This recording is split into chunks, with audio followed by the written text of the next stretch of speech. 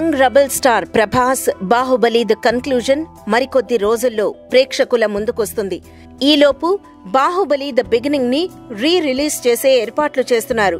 Second part trailer and songs A range లో sensation create చేస్తున్నాయో చెప్పక్కర్లేదు. Baahubali 2 release హంగామా complete అయ్యాక ప్రభాస్ తమ హోమ్ బ్యానర్ యువి క్రియేషన్స్ లో ఆ బ్యానర్ ద్వారానే దర్శకుడిగా పరిచయమైన సుజిత్ డైరెక్షన్ లో సినిమా చేస్తున్నాడు. బాహుబలి 2 థియేటర్స్ లో ఈ సినిమా టీజర్ ని ప్లే చేసేలా ఏర్పాట్లు చేస్తున్నారు. తర్వాత యువి క్రియేషన్స్ జిల్ సినిమాతో డైరెక్టర్ గా ఇంట్రడ్యూస్ అయిన రాధాకృష్ణతో ఓ సినిమా చేయాల్సింది.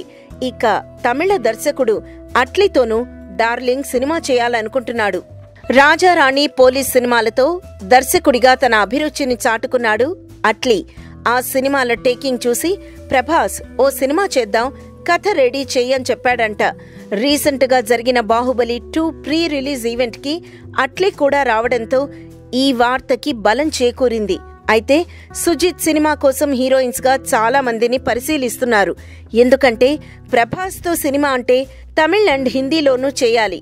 అందుకే బాలీవుడ్ హాట్ బ్యూటీ ఆలియా భట్ ని హీరోయిన్ గా తీసుకుంటే బెటర్ అని ఆలోచిస్తున్నారంట.